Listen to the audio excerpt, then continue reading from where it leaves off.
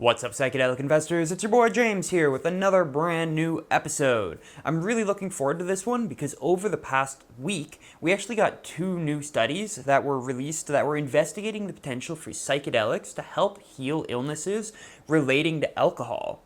So the first study that we're going to talk about and spend most of the episode on was a study that was looking at whether or not psilocybin can help repair brain damage induced from alcohol. The second study we're going to look at is going to be looking at ayahuasca, which is a DMT brew, and seeing if that can help treat alcohol addiction. Now, as I'm sure most of you guys have already noticed by now, my eye is still injured, so I'm going to continue to be cosplaying a pirate for the foreseeable future. Hopefully in a week or two, I will be able to take this off again, and you can see both of my beautiful eyes. But until then, this is Pirate James saying enjoy the episode. Alrighty guys, to start I just wanted to highlight a really cool Kickstarter campaign called Wakeful Travel, Psychedelic Integration Journals. So what they're doing is creating journals for you when you want to have a psychedelic experience, and that can either be a full-on psychedelic experience or microdosing. They have journals for both of them, and I just found that this Kickstarter was very, very cool, so I wanted to share it with you guys. As you can see, there's 8 days to go, so probably 7 or 6 by the time you see this video, and they are 78% of the way through their campaign. They only have another $3,300 to go. So I'm not going to waste too much of your time here, but if you guys are planning on taking a psychedelic journey or a microdosing journey and you want to journal, but you don't really know where to start, you should definitely check out this Kickstarter. I will link it in the description below. And also at the end of this episode, I will go into more detail about who Wakeful Travel is and what their product is. With that being said, let's hop into the episode, guys.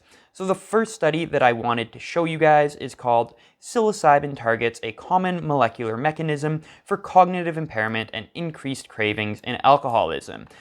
Now I'm going to be honest with you guys, the writing in this study is a very high academic level. It was very difficult to get through. So I figured that instead of going through this study and having to pause every few seconds to go through definitions, it would be a little bit easier to just look at an article that was written about this study. Of course, in the description, I will link both the study itself and the article that we are talking about. So this article was published in Inverse, and it's called Magic Mushroom Study Suggests Psilocybin May Reverse Alcohol-Induced Brain Damage, and it was written by a lady named Katie McBride. So thank you, Katie McBride, for writing this. Let's hop in, shall we? In a new study, researchers show that one psychedelic, psilocybin, essentially repairs the part of the brain responsible for alcohol cravings, hinting at a potential new treatment for the disorder. This study was published in the Journal of Science Advances. So Katie writes here that the consumption of alcoholic beverages is responsible for 5.3% of deaths worldwide every year.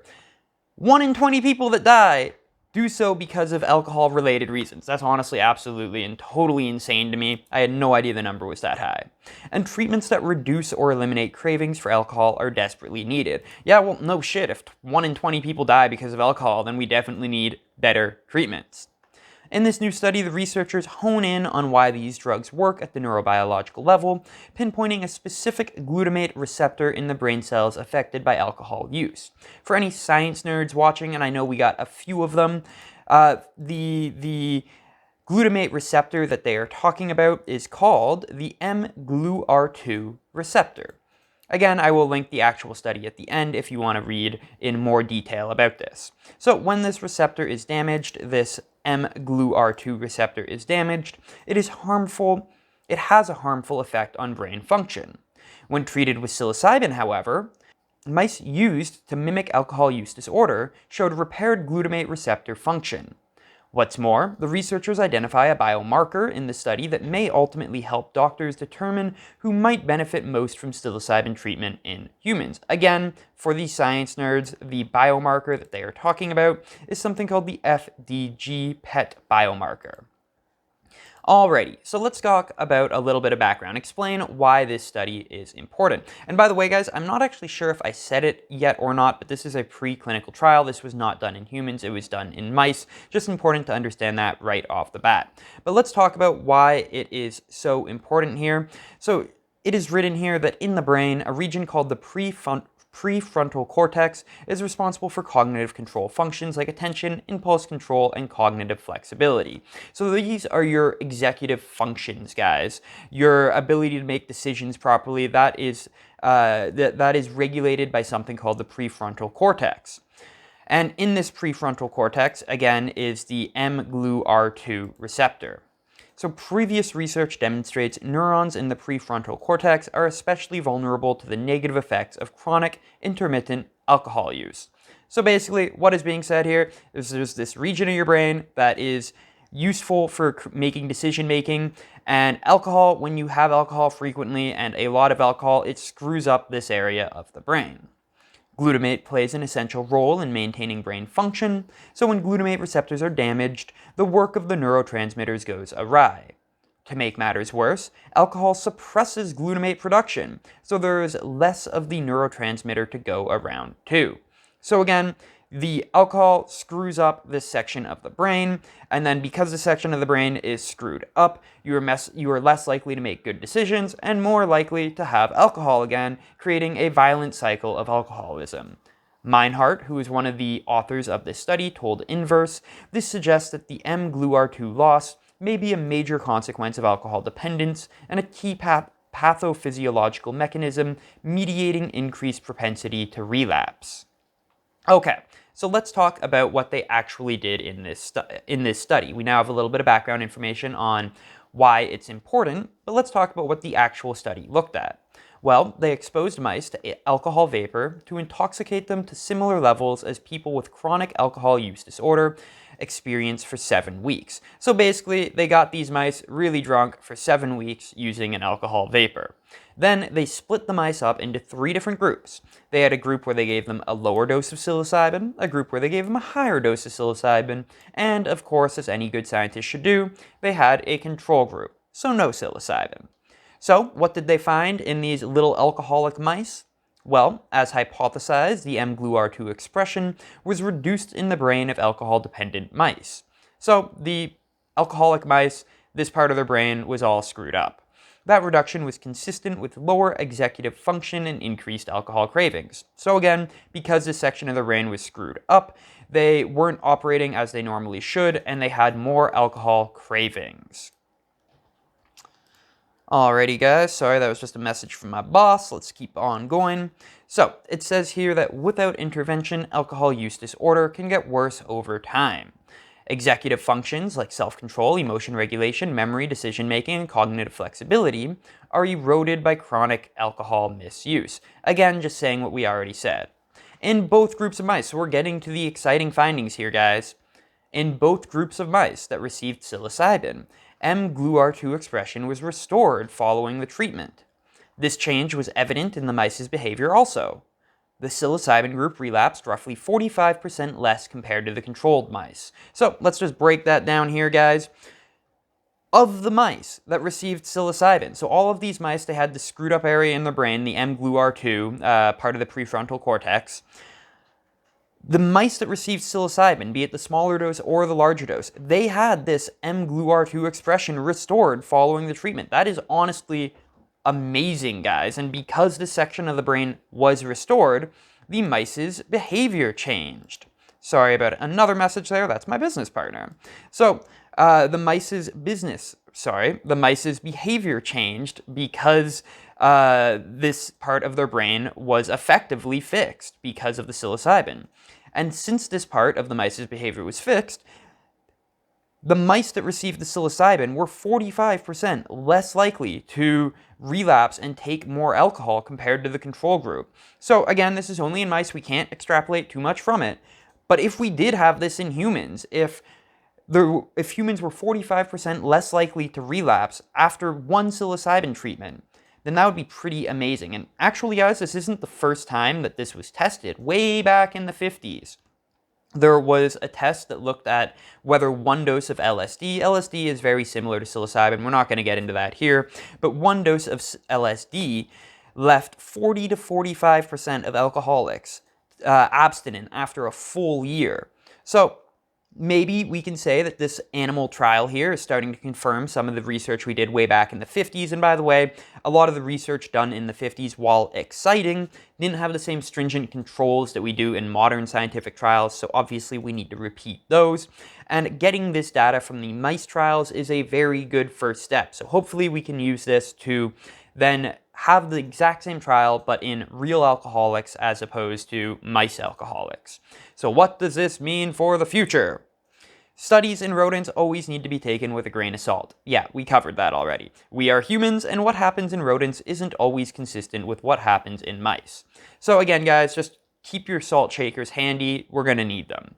If further validated, Meinhardt, again the author, says, the team's findings could also be used in humans to identify patients with reduced mGlu2 receptors that may preferably respond to psilocybin treatment. So what they're saying here is, not only does it look like they have a mechanism that they can use psilocybin to help treat some of this brain damage caused by alcohol that then can have positive feedback loops in behavior, but they can also look at some of the genetic markers here, the FDG-PET biomarker, to see which individuals are most likely to benefit from psilocybin therapy. So that's really exciting also.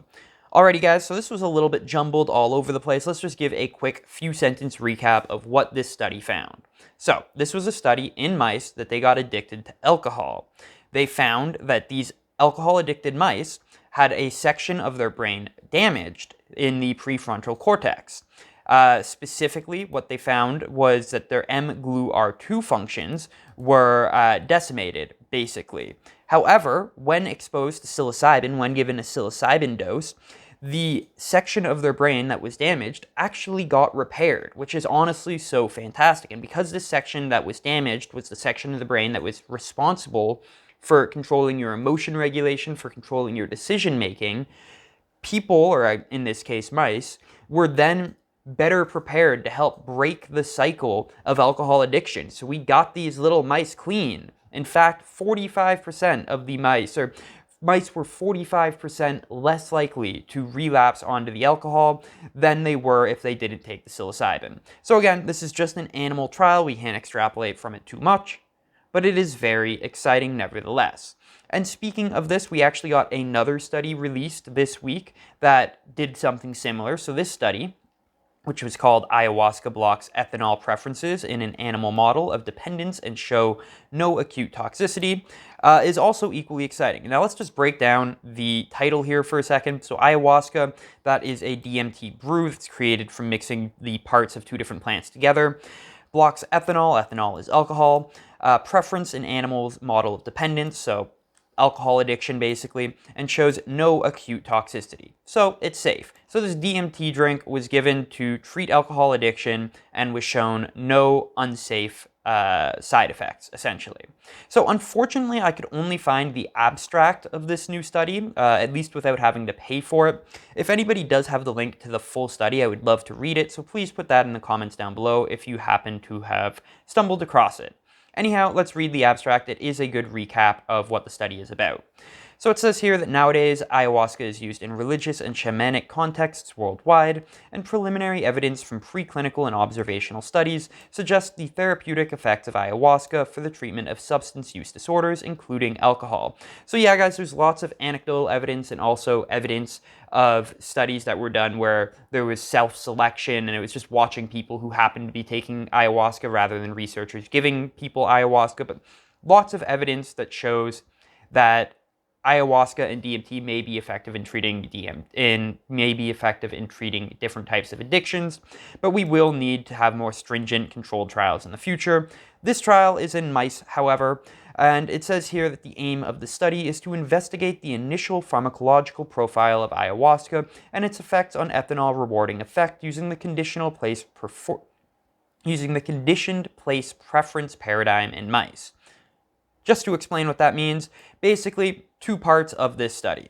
First, we want to see if ayahuasca is safe or not, and second, if it helps treat the addiction. The way they're measuring whether or not the addiction is treated is using something called the conditioned place preference paradigm, which if you don't know what it is, that's fine. Luckily, we got this handy dandy tool called Wikipedia. So let's go ahead and read what the conditioned place preference paradigm is.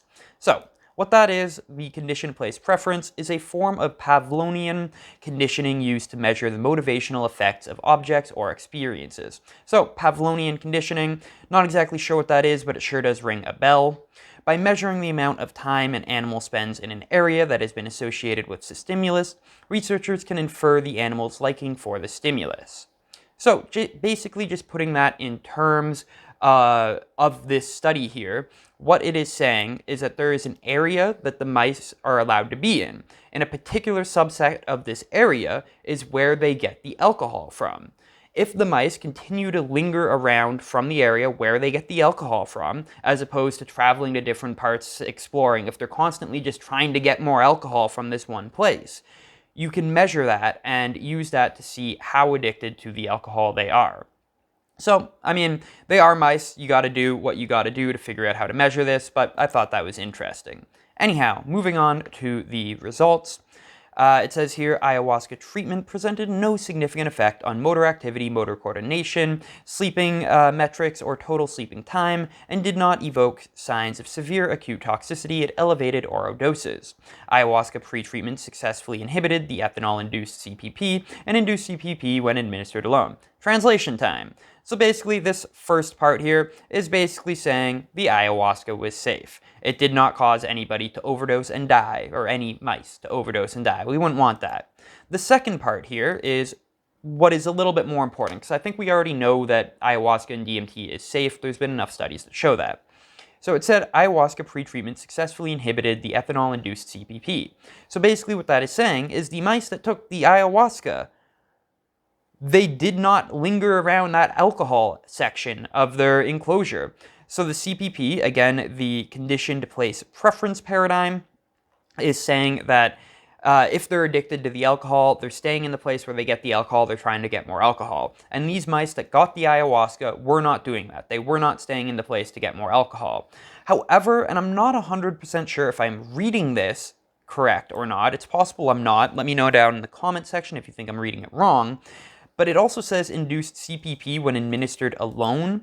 I think that is referring to the ayahuasca. So what that would be saying here is that if they just took the ayahuasca and not the alcohol, then there might be some dependency effect on the ayahuasca in these mice. However, I've got an inkling that it means to say that those that just got the alcohol had CPP. I'm not 100% sure though. The way it is written really does seem like it's talking about the ayahuasca, but let me know down in the comments if I'm misreading that. And again, if you have the full study, maybe that can shed some more light on it. Conclusions. Our results indicate that ayahuasca presents a low-risk acute toxicological profile when administered orally, and presents potential pharmacological properties that could contribute to the treatment of alcohol disorders. So basically, again, recap is saying that the ayahuasca was found to be non-toxic, and also it was helpful in treating these mice's alcoholism. So again, this is a mouse study, guys. We can't extrapolate too much on it, but it is exciting to see in 1 week 2 different studies looking at the ability of psychedelics to treat alcohol-related disorders, and they both had such positive results. The first one showed that that psilocybin could help repair brain damage, and the second one showed that ayahuasca could help treat addiction in mice. Taken together, I think that we definitely have enough evidence to continue to have human clinical trials looking at addiction, treating it with psilocybin. Very, very, very exciting indeed. Alright guys, just to finish off here, we're going to take a look at Wakeful Travel again. Like I said, this is a psychedelic integration journal that you can get to document your own psychedelic journeys, be it a full-scale psychedelic journey or a microdose. Now, just taking a look at a couple of things here, it says that the Wakeful Integration Journal is a tool to prepare, navigate, and deeply integrate your psychedelic and plant medicines experience. To get it, it's $39 American, and they have different journals. You can choose between the different journals. Now, you can do lots of different things in these journals, so you can discover your intentions. Intention is super important when you are doing psychedelics. There are lots of different studies that show that healing potential only really comes when you go into it with a particular intention. There's lots of coloring that you can do while you're tripping, so that's fun. I love this here, so why not a digital app? We believe that there's power in putting pen to paper. In a world where people are constantly screen fatigued, constantly notified, maybe you got a notification about this video, and continuously scrolling, we provide a tool to help you disconnect so you can reconnect with yourself. You can track your doses in this journal. You have insight in teachings, following best practices. There's also reflections to help you integrate, quotes to get you inspired by, some more drawing stuff, why integrate. Integration is so important. And like I said, they have a journal specific to microdosing. All right, so last thing we're going to do here, guys, is we're just going to look at the little promotional video that they created, just so you can get a better understanding from the founder herself what Wakeful Travel journals are all about.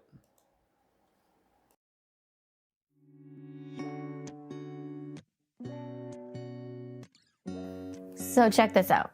This is a mindful travel journal. It's my first attempt at a startup of my own. You can manifest, plan, and document any adventure if it's close to home or in another country. While creating this, I worked a full-time job in content marketing for a retreat startup.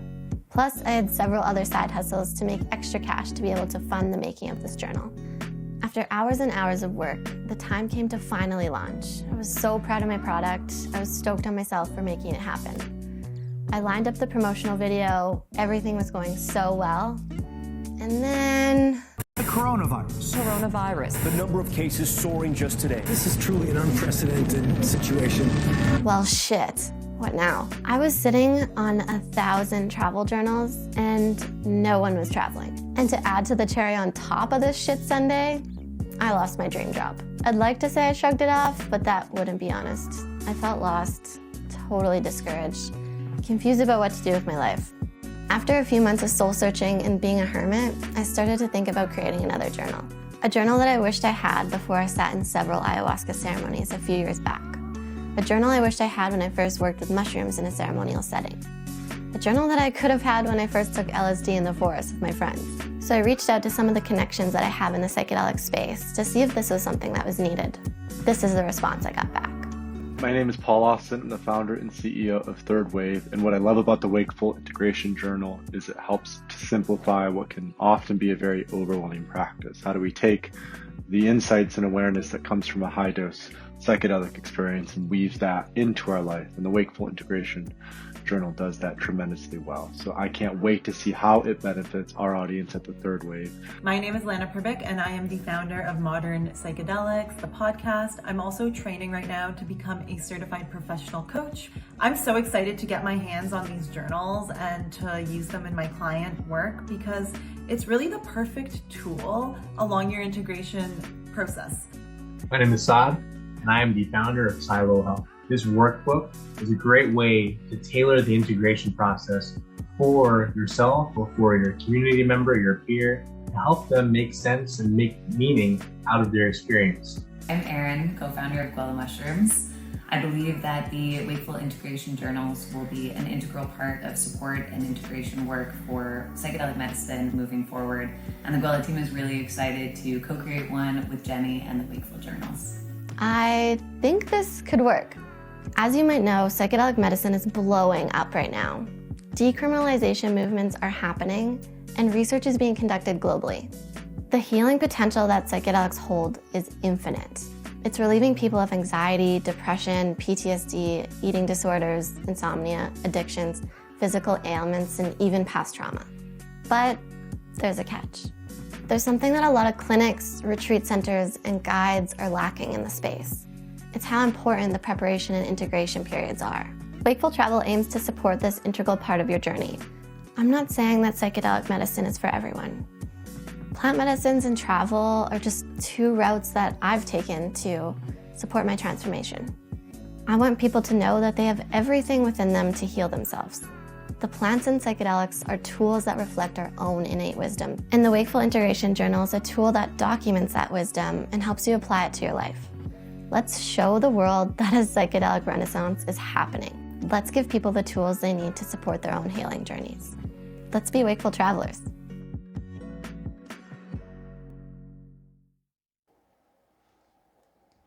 Alright guys, that's our episode for today. I hope you enjoyed it. If you did, you already know what to do. You can like, subscribe, hug your mom, and comment down below.